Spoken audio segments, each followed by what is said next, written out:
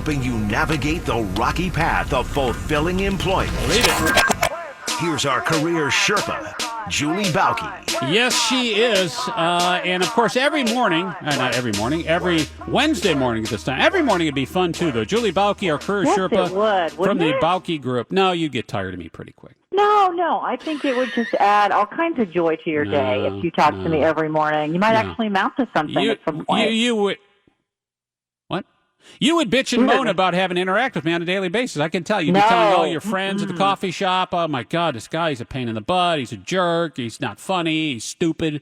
I know what women say about me behind my back. I was just going to say, it sounds like you've been down that road before. Julie Bauke is here. And the topic this morning, I like this one. This is really, really good.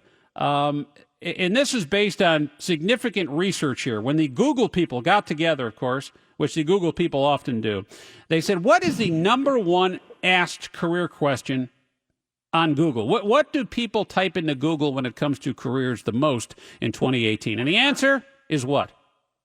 How to quit my job. That doesn't sound positive and uplifting, does it? No, but it's also, I saw that and I'm like, how hard is that? You know, I mean, but the second most Google question was, what kind of job should I have? And so normally those two things go hand in hand. Mm-hmm. But how to quit my job. It's like there's in that question, there's like this desire to quit, but almost this angst and guilt on doing it because you've got to Google how to do it. Right. Because really, it's not that hard. You just walk and you go, I quit. How hard is that? Right. Yeah, but I do think there's still this like angst around, I should just be grateful to have a job. Who do I think I am? And as we've talked about before, you know, the more the unhappier you are in your job, the less confidence it seems like you have to go find a better one. Say that again. That's really, really astute. Oh, yes. I know. If we talked every day, your cup would be flowing over with my astuteness. No, I would be confused.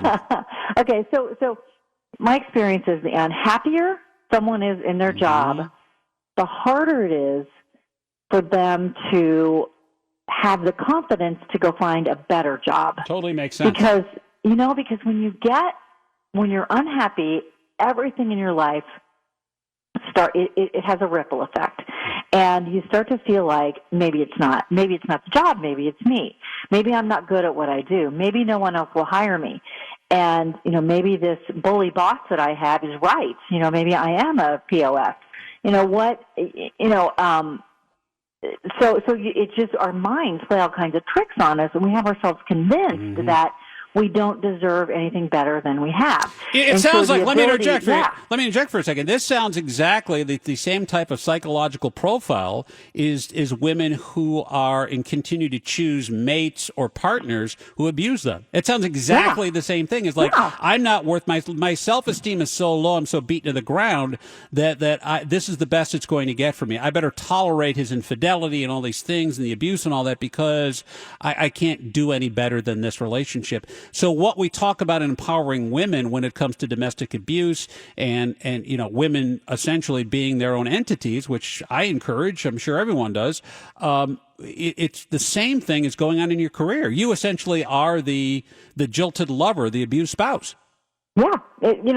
We are human first, whether we're showing up in a relationship or we're showing up at work.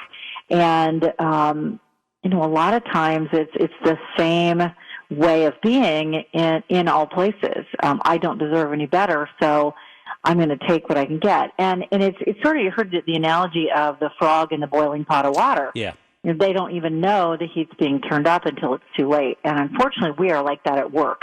It's, wow, I didn't, I had a client one time who said, I finally figured out I was in the wrong place, and the boss actually put his hands around my throat. Oof. And you think, wow, so all of us have that different tipping point. And for some of it, that person looked at me cross-eyed, which is not good. But then some of us leave too soon, and many others, especially older people who are really used to that quote-unquote loyalty that we know it ain't so healthy, we wait way too long to say, wait a minute, why am I putting up with this exactly? Exactly. And, why yeah. you know, when it gets down to physical assault, I mean, this boss actually choked an employee. Yeah. I've heard, Yeah. I've heard that happening before in workplace. I can't remember where I heard that, but that you know, occasionally things like that do happen, and yet I'm sure that person who is the supervisor, the person he choked, probably still has a job. Yeah. Of course. Probably thought, well, yeah. I mean, yeah. And it's we talk about bully behavior, you know, and the word bully gets used way too much. But there are absolutely people who are bullies at work, who threaten, who humiliate, who abuse verbally, who do all of those things that they probably also do in their personal lives, but they're doing it at work, which if you are taking that, if you are a part of that type of situation, you have to ask yourself, why am I putting up with that? Or why do I not believe I deserve better? And so that's a really big question, because it generally goes back to all kinds of psychological issues and confidence issues and really, truly, a lot of times belief that we have no other options. Right. And so how do I quit my job is, you know, and I think what's meant by that is, how do I do it in a way that I'm not hurting myself or my reputation, in a way that I'm not feeling like I'm leaving my coworkers and the people I really care about in a lurch to pick up my slack. And you know, I think that's a heavily layered question. That when you really, and then at the end of the day, a lot of people go, well, I guess I can't quit. And if I did, what would I do? Yeah, you know, that gets to that number 2 question. If I quit, what would I do? And it's just this, you know, I didn't realize, you know, my dad, when he had a pacemaker put in one time, said, years ago, said, wow. Afterwards, he said, I didn't realize how bad I felt until I felt good. And That's cool. I really see that with people who get out of bad situations, that, wow, how did I let myself even get down that far? And it's a long climb out to something better, and it takes a lot of investment, you know, of energy and time and resources, and really being honest with yourself. But it's, you know, how to quit your job is simply the opening question that you have to go deeper on. But, you know, quitting was at an all-time high in 2018. The quit rate, they call it, was the highest it's been since, I think it was 2001. Oh, sure, the economy's good. Yeah, and so you can easily get another thing, but to me, the question is, sure, you can get another thing, but why? The real advantage to a great economy like this is you have more leverage, so you have more opportunity to get the right thing, not just the next any old thing. Okay, and so this is the greatest time to sit back and say, what do I really want? She's our career Sherpa. Joins us Wednesday mornings at Julie Bauke from the Bauke Group, Bauke, on 700 WLW. Today we're talking about the most Googled question when it comes to careers and jobs in 2018 on Google, and the answer was how do I quit my job? The number 2 question, though, as you kind of alluded to there, what job should I have? Followed by what is the highest paying job? We know it's like, hey, if I'm gonna, and I think that kind of fits together, right, Julie? Because don't people go, hey, listen, if I'm gonna put up with my boss choking me, then I better make a hell of a lot of money doing this job. Yeah, and truly, you know, money can be the handcuffs, the golden handcuffs, and I get it. And so, but saying what are the highest paying jobs is a ridiculous question, because the highest paying jobs are not ones that you're probably qualified for or would enjoy. I don't care what the highest paying job is, if you're not good at it and you don't enjoy it, you're not going to keep it very long. But if you figure out what you like and what you are good at and what the market will pay you for, you can soar. I mean, you can literally soar, and when you are happy at work, it brings on all kinds of other opportunities in life and, you know, at work, and that's really our mantra, and it's hard for people to wrap their mind around that, because they get in well, it's just work, you know what, that's ridiculous, that's unicorns, there's no such thing. Of course there is. Well, what sucks about it, too, Julie, is you Google it like I just did here, and it's like you got to be smart. Anesthesiologist, orthodontist, surgeon, OBGYN, internists, family and general practitioners, and that's the top 7 is all healthcare. So Yeah. you need like multiple years of school, and I'm too dumb to go through that. Chief executive. Yeah. You guys got too many acronyms for crap. And then I got to talk to people like you all the time. Psychiatrists and dentists. A dentist?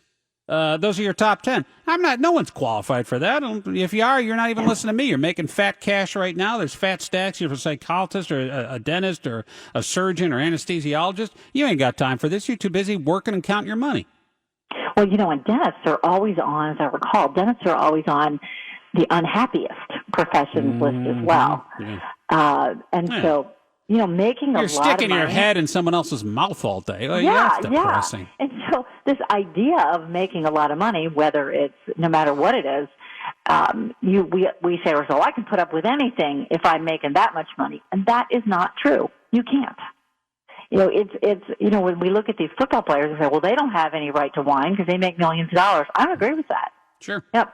I think you maybe ought to keep your whining to yourself or among your close friends, but big piles of money does not a happy life make.